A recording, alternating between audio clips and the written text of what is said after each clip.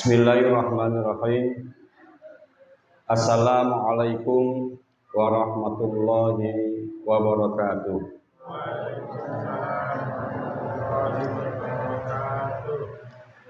Alhamdulillahilladzi an'ama alaina wa hadana ala dinil Islam.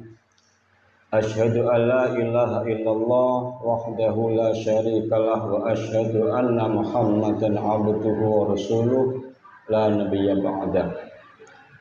Allahumma shalli wa sallim wa barik ala sayyidina Muhammadin nuril qahar bijahihi 'indaka abatil anas sihra wal aina wa syarrul asrar. Ya wahidu ya dafi'u ya sattar wa ala alihi wa sahbihi abrar. Amma ba'du, yang kami hormati pengasuh daripada Majelis Taklim Al-Hasanah Bapak Haji Prawoto, yang kami hormati Bapak Ketua Majelis Taklim Al-Hasanah Ustaz Budin, para jamaah, bapak-bapak, ibu-ibu Majelis Taklim Al-Hasanah yang berbahagia. Pertama-tama marilah kita mengucapkan rasa syukur kita kepada Allah Subhanahu wa Ta'ala, karena atas rahmatnya, ma'unahnya kita diberi kesehatan, kesempatan, sehingga kita mampu mendatangi majelis taklim pada malam hari ini dalam keadaan sehat walafiat. Allahumma amin. Semoga niat suci jenengan dari rumah ke tempat ini senantiasa dicatat oleh Allah Subhanahu wa Ta'ala sebagai amal sholat. Ketahuilah bahwasanya barang siapa yang niat hadir di dalam majelis ilmu, maka dia akan dicatat ahli surga oleh Allah Subhanahu wa Ta'ala. Bahkan tetumbuhan hewan-hewan yang kita lewati senantiasa mendoakan kepada orang tersebut untuk semoga diberi kemudahan dalam menghadapi hidup dan kehidupan di dunia ini. Allahumma amin. Kedua kalinya salawat dan salam senantiasa terlimpahkan kepada junjungan kita Nabi Muhammad Sallallahu Alaihi Wasallam, yang telah membina kita, membimbing kita dari zaman jahiliyah menuju zaman adabiyah, sehingga kita bisa membedakan perkara yang hak dan perkara yang batin. Dan semoga pula rasa cinta kita kepada Nabi kita Muhammad Sallallahu Alaihi Wasallam mampu memberikan syafaatnya kelak kepada kita di hari akhir. Allahumma amin. Maka dari itu, sebagai bukti cinta kita kepada Nabi Muhammad, mari kita sama-sama membaca sholawat dengan harapan yang hadir di sini senantiasa diangkat semua keluh kesahnya, yang hadir di sini senantiasa diberi kesehatan, yang hadir di sini semuanya diberi keluarga yang sakinah, mawaddah, warahmah, rezekinya yang kathah berkah untuk bisa beribadah kepada Allah ke kota Makkah dan Madinah. Allahumma amin. Allahumma sholli ala sayyidina Muhammadin tibbil qulubi wa dawaiha wa afiyatil abdani wa shifaiha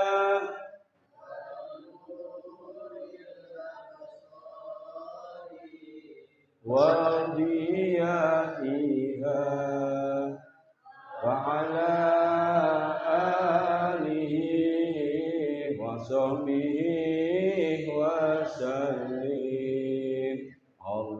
Allahumma sholli ala sayyidina Muhammad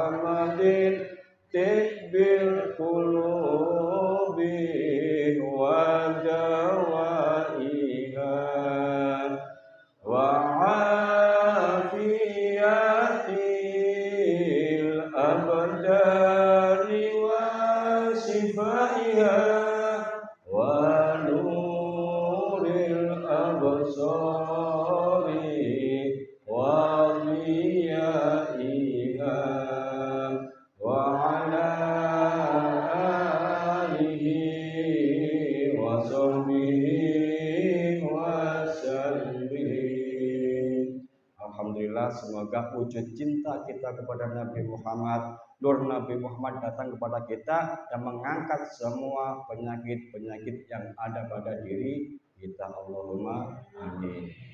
Para bapak, ibu, majelis taklim al-hasanah yang berbahagia, baru saja kita keluar atau meninggalkan bulan yang begitu agung, bulan Rabiul Awal, bulan kelahiran Nabi Muhammad Sallallahu Alaihi Wasallam. Sudahkah kita meneladani, mencintai apa yang menjadi karakter daripada Nabi Muhammad Sallallahu Alaihi Wasallam? Cintakah kita kepada Nabi Muhammad sebagaimana cintanya para ulama-ulama terdahulu? Saking cintanya ulama itu, tokoh sufi itu, Al-Imam Busiri sampai membuat syair, Muhammadun basyarun la kal basyari bal kal huwal yakutu bainal hajari. Kalau orang cinta kepada kekasihnya, pasti dia pandai menjadi seorang penyair sejati, seperti Al-Imam Al-Busiri. Di dalam qasidah dikatakan, Muhammadun basyarun la kal basyari bal huwa kal yakuti bainal hajari. Ketahuilah, Nabi Muhammad itu manusia biasa tetapi gak bodoh.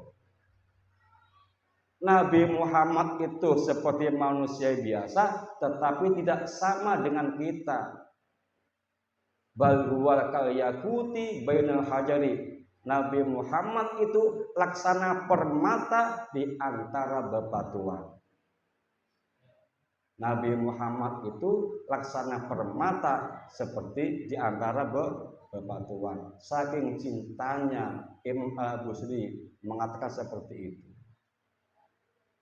Bahkan syairnya juga, Muhammadun nuruhu al-hadi minad dulam. Muhammad itu adalah sebagai penyuluh pelita di dalam kegelapan. Makanya para bapak ibu rahimakumullah, ketika kita mempunyai satu kesulitan di dalam hidup, maka kita diperbanyak membaca sholawat. Makanya ada namanya sholawat adrikni. Allahumma sholli ala sayyidina Muhammadin qad daqat hailati adrikni ya Rasulullah. Ya Allah, aku bertawasul kepada Nabi Muhammad SAW. Sungguh sudah rupak hatiku, sungguh sudah sempit kehidupanku. Maka dari itu ya Allah, hilangkan kerupakanku melalui syafaat Nabi Agung Muhammad SAW.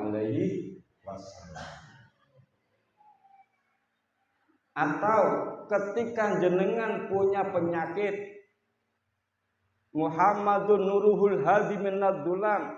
Ketika kita punya penyakit atau kita diserang oleh penyakit sihir, penyakit ain, maka ada salawat tersendiri. Apa salawatnya?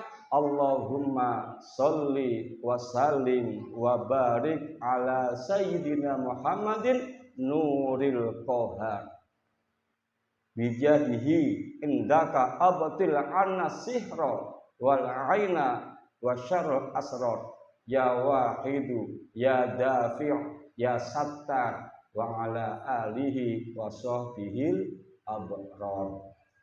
Kalau jenengan kena santet, kena sihir, kena ain, perbanyak doa itu. Allahumma sholli wa sallim wa barik ala sayyidina Muhammadin nuril qahar bijahihi indaka abtil an-nasihra wal aina wa syarr asrar ya wahid ya dafi' ya sattar wa ala alihi wa sahbihi abrar. Disambung lagi dalam syair Al-Husairi, Muhammadun qaimul lillah dzu himami. Nabi Muhammad itu selalu menghadap Allah Subhanahu wa taala tanpa putus-putusnya. Walaupun toh Nabi Muhammad sudah dimaksum oleh Allah Subhanahu wa taala, gak pernah leren beribadah kepada Allah. Lah kula jenengan salatnya pripun, Pak? Kula jenengan gimana ibadah kita? Banyak ibadahnya atau gibahnya? Banyak baca Qur'annya atau baca Qur'annya?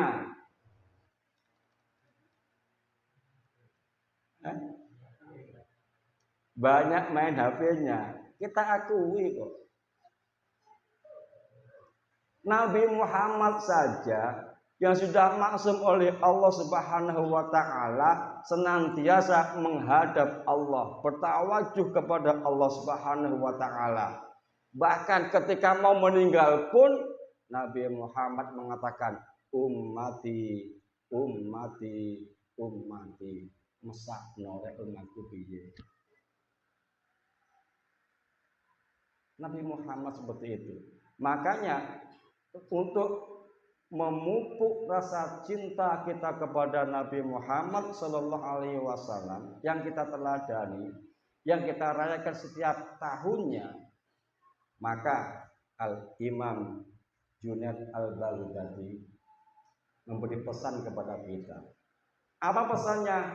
Arba'un tarfa'ul abda ila a'la darajati wa in qala ilmuhu. Imam Junaid Al-Baghdadi mengatakan ada 4 perkara yang bisa mengangkat derajat manusia ke luhurannya walaupun dia sedikit ilmunya tetapi dia mau mengerjakannya. Pertama apa? 1, al-hilmu, sabar. Sabar ini perkara yang paling berat. Kenapa nggih? Yang kedua, wa tawaddu'u, tawadhu gampang.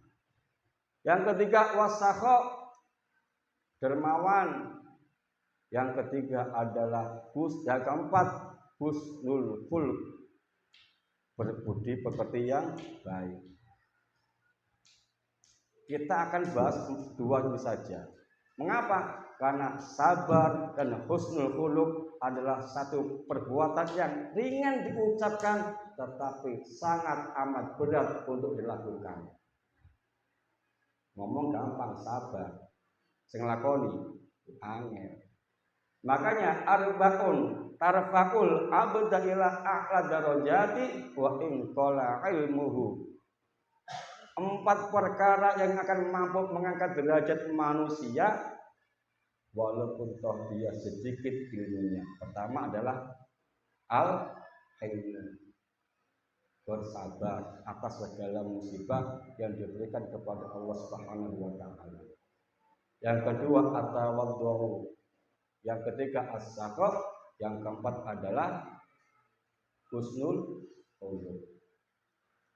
Para bapak ibu rahimakumullah, Allah Subhanahu wa taala berfirman, innal insana khuliqa halu'a. Satemene manusia itu adalah makhluk diciptakan oleh Allah Subhanahu wa taala dengan penuh keluh kesah. Wa idza masahu syarru jazua. Wa idza khairul manu. Ketika diberi kesedihan ngesulo, ya Allah, aku harus ibadah kepadamu ya Allah. Kok masih diberi ujian seperti ini ya Allah. Sabar itu adalah satu ucapan perbuatan yang sangat ringan ucapan, tetapi amat sangat berat untuk dilakukan. Bahkan di dalam kitab diterangkan tentang sabar. Qala sallallahu alaihi wasallam, awhallahu ta'ala ila Musa, ya Musa, malam yardo biqadai. Dalam hadis qudsi dikatakan Allah berfirman kepada Nabi Musa, seraya mengatakan, ya Musa, wahai Nabi Musa, malam yardo biqadai, barang siapa umatku yang tidak mau ridho atas segala ketentuanku, walam yaskur ala balai, dan tidak mau sabar atas segala bala yang aku berikan, walam yaskur na'mai, dan tidak mau bersyukur atas segala nikmat yang aku berikan, maka diancam oleh Allah Subhanahu wa taala. Apa ancamannya? Falyakhruj, maka silahkan Anda keluar. Dari mana? Mimbaini ardi wasamai, silahkan Anda keluar dari langit dan bumiku. Walatub, dan carilah robba siwa, Tuhan selain aku. Ancamannya seperti itu. Allah ngancam di dalam diskusi seperti itu kepada Nabi Musa. Makanya apapun keadaan kita, apapun kondisi kita, lakukan.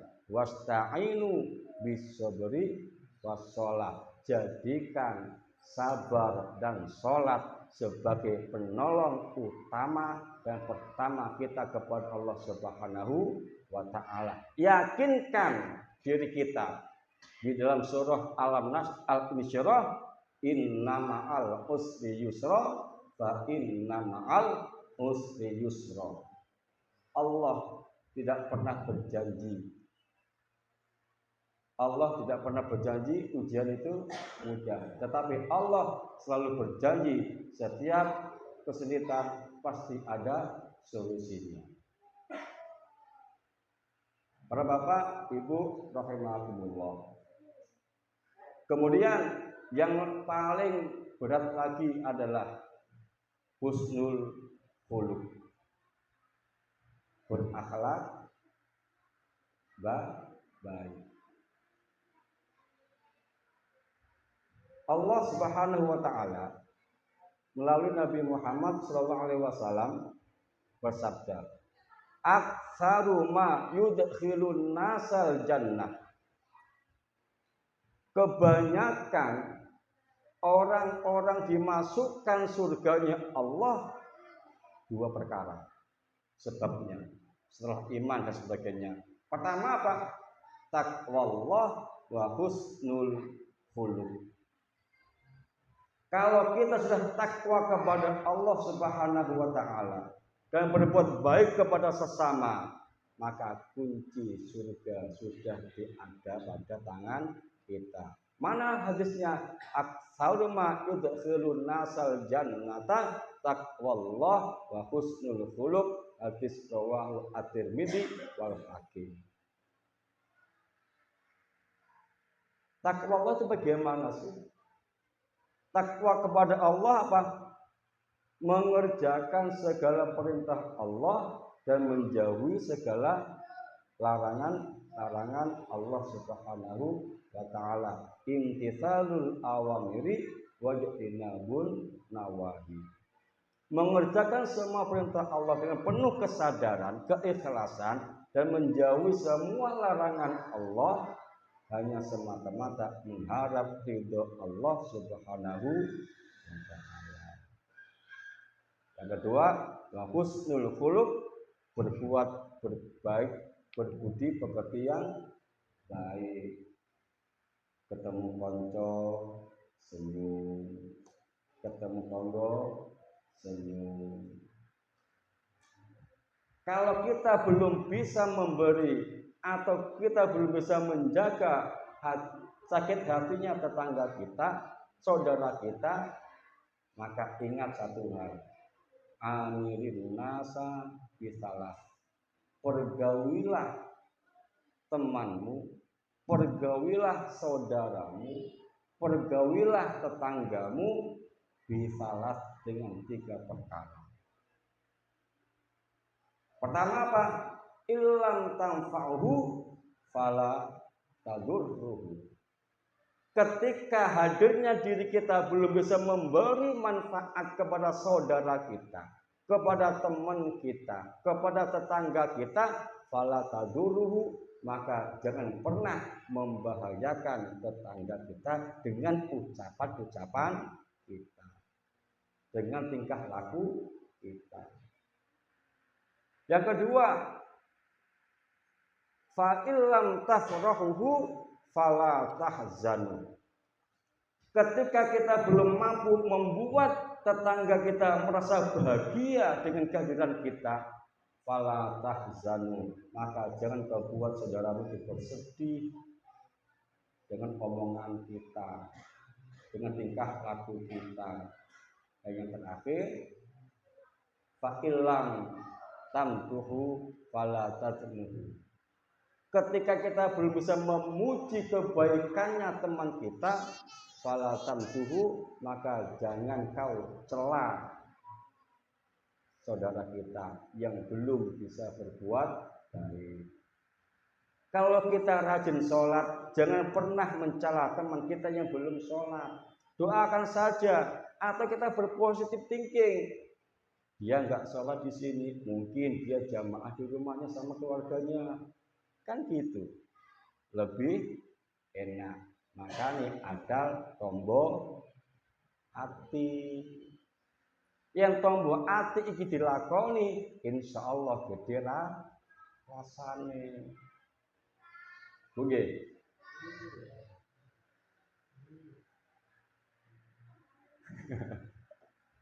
Kok tegang sih? Wedi to. Biasa mawon ya. Jadilah itu. Mari dalam momentum setelah kita memperingati Maulid Nabi Muhammad yang kemarin sudah kita mendengarkan berbagai macam tausiah dari berbagai mubalik, camkan 4 hal ini. Semoga Allah bisa mengangkat derajat kita. 1, sabar dengan segala permasalahan yang ada. 2, tawadu. 3 adalah dermawan. Yang keempat adalah husnul khuluq, berbuat baik atau berakhlak karim kepada teman-teman kita. Dan ingat, terakhir sebagai penutup, pergaulilah saudara kita, tetangga kita, teman kita dengan 3 hal. Ketika kita bisa memberi kita manfaat kepada dia, maka jangan pernah kita membuat dia bahaya. Yang kedua, ketika kita belum mampu membuat dia bahagia, jangan kau buat dia sedih. Dan terakhir, ketika kita belum bisa memuji, jangan buat mereka dengan malu yang kita perbuat. Mungkin Anda ini bisa kami sampaikan. Ada pertanyaan Anda? Monggo, mungkin ada pertanyaan. Oke, monggo Bu.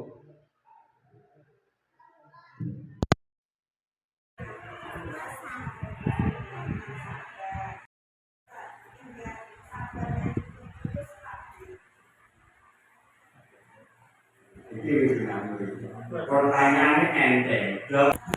Makanya dari awal saya katakan sabar ini adalah satu ucapan yang gampang, yang ringan, tetapi sulit untuk dikerjakan. Kalau sabar ada batasnya, berarti Allah hati kita kurang sabar. Jadikan hati ini seperti lautan. Artinya apa? Lautan dari manapun dia menerima dengan ikhlas. Dikasih air limbah dia terima, dikasih air kotoran dia terima. Kalau hati ini sudah lapang, sudah luas seluas samudra, insya Allah, oh kabeh iki wis dinakdir Allah. Makanya dalam sifat Allah ada qudrat, ada irodah.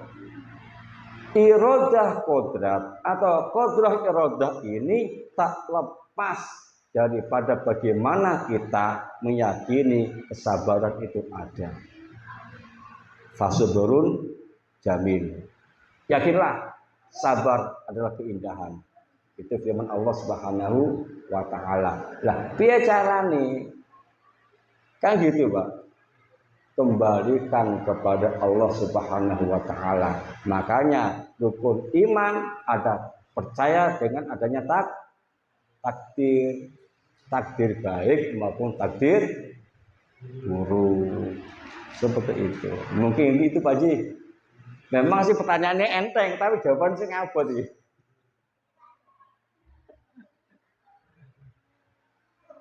Yang lain jawabannya kurang lebihnya seperti itu dari kita sendiri karena versinya banyak. Karuan takutnya masa penyakit ya apa-apa. Kalau tanya penyakit insya Allah malah gampang. Kita praktekkan sekarang.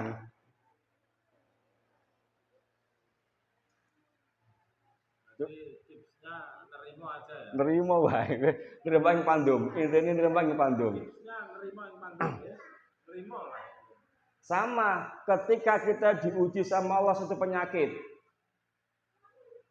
Jangan lihat penyakitnya, Bu. Ketika kita diuji oleh suatu penyakit, maka jangan pernah dilihat oleh penyakitnya. Lihat siapa yang memberi penyakit itu. Allah. Ingat firman Allah, wa idza maritu fa huwa yashfin. Ketika Allah memberi penyakit, maka yakinkan pada diri kita Allah juga yang akan menyembuhkan. Bagaimana caranya? Baca Quran. Wa nunazzilu minal Quran ma huwa syifaa'u wa rahmatul lil mu'minin. Tidak aku turunkan Al-Quran ini wahai Nabi Muhammad kecuali untuk penyembuh semua penyakit, bukan obat. Quran bukan obat, tetapi Quran adalah penyembuh. Fihi syifa'ul linnas. Di dalam Al-Quran ada penyembuh untuk manusia. Manusia ini siapa? Boleh orang beriman, boleh orang kafir. Kalau orang kafir saja disembuhkan oleh Allah, apalagi kita beriman kepada Allah Subhanahu wa taala. Makanya ketika kita diberi musibah, jangan lihat musibahnya, tetapi lihat siapa yang memberi musibah itu. Mungkin ada pesan cinta di situ. Contoh, ketika kita sakit, apa bu yang disebut? Ya Allah, kok keiloro aku. Tapi ketika sehat, pernahkah lisan kita dengan mudah mengatakan Allah, Allah, Allah? Bahkan ketika orang itu dikali sakit oleh Allah Subhanahu wa taala, sudah mencoba berbagai hal untuk mencari kesembuhan, kok gak sembuh-sembuh sampai dia meninggal, maka Allah janji, aku malu wahai Muhammad dengan umatmu yang sudah aku uji di dunia dengan berbagai macam penyakit, tapi dia tetap sabar, maka gak akan dibentangkan amalnya. Aku malu. Artinya apa? Penyakit yang kita derita di dunia ini mampu mengurangi dosa-dosa kita di hari akhir. Makanya ambil pesan cinta yang ada pada penyakit itu. Yang sabar, yang gak sabar, gimana? Seperti itu. Ada lagi Bu? Bapak?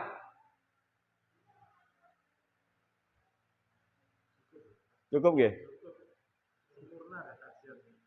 Sampun. Ada pertanyaan berarti kan Kabeh pinter. Ya, alhamdulillah.